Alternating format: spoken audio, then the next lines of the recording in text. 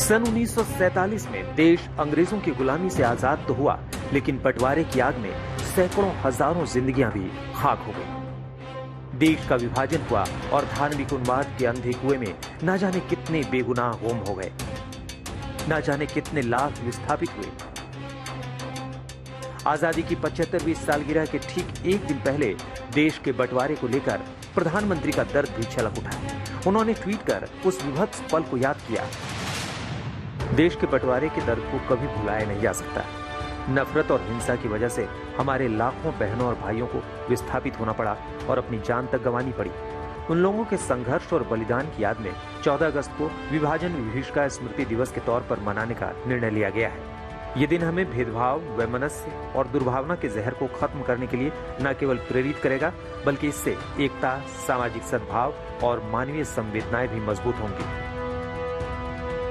आदरणीय प्रधानमंत्री जी ने लिया है, उसके लिए आदरणीय प्रधानमंत्री जी का अभिनंदन किया जाना चाहिए कि जिस तरह से विभाजन की विभीषिका में करोड़ों निर्दोष भारतीयों को विस्थापित होना पड़ा, लाखों निर्दोष भारतीयों को अपनी जान गंवानी पड़ी, नफरत के इस जहर के कारण जिस तरह से भारत माता को विभाजित होना पड़ा, उस दंश को स्मृति में याद रखना इसलिए आवश्यक है ताकि हम द्वेष, घृणा की राजनीति से और इस जहर से मुक्त हो सके।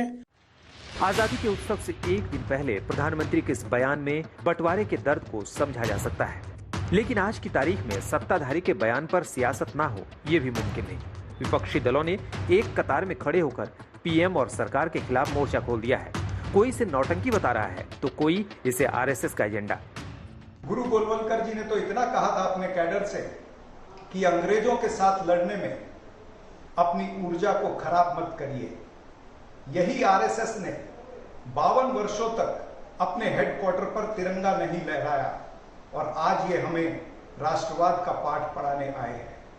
नरेंद्र मोदी जी का ये वक्तव्य मात्र एक नौटंकी है या फिर हेडलाइन मैनेजमेंट का एक नया तरीका है। बंटवारा जो देश का जो हुआ उसको लेकर के तो सब लोग जान ही रहे किस दौर में हुआ, क्यों हुआ, और अंग्रेजों ने बांटने का काम किया। लेकिन अंग्रेज लोग जो जिन्होंने बांटा, अंग्रेजों की एक ही नीति थी, फूट डालो और राज करो, क्योंकि आरएसएस के लोग भी वही कर रहे हैं। पिछले महीने ही आरएसएस प्रमुख मोहन भागवत ने भी एक संबोधन में देश के विभाजन को जनहित की भावनाओं के खिलाफ बताकर एक तरह से कांग्रेस की तत्कालीन नीति पर हमला बोला था। अंग्रेजों को यहाँ से निकाल देने के लिए जो लड़ी, वो इस कल्पना से कि पूरा भारत एक स्वतंत्र देश होगा। लेकिन आ गया विभाजन।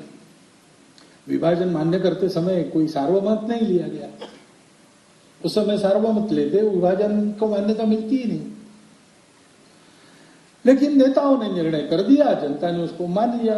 प्रधानमंत्री मोदी के 14 अगस्त को विभाजन विभीषिका स्मृति दिवस के रूप में मनाने के फैसले का बीजेपी अध्यक्ष जेपी नड्डा ने भी स्वागत किया है। विभाजन के दंश से प्रभावित लोगों के संघर्ष व बलिदान की स्मृति में आदरणीय प्रधानमंत्री श्री नरेंद्र मोदी जी द्वारा 14 अगस्त को विभाजन स्मृति दिवस के रूप में मनाने का ऐतिहासिक निर्णय लेने के लिए हृदय से धन्यवाद। हालांकि पीएम मोदी के इस फैसले से विपक्ष सहमत नहीं है। शायद उन्हें ये लग रहा होगा कि बंटवारे के दर्द के बहाने प्रधानमंत्री मोदी कांग्रेस की दुखती रग पर हाथ रखने की कोशिश कर रहे हैं। लेकिन सियासत से परे 14 अगस्त 1947 की तारीख वाकई में हिंदुस्तान के लिए एक ऐसा जख्म है जिसका दर्द आज भी महसूस होता है, खासकर उन लोगों को जिन्होंने इसे साक्षात झेला है।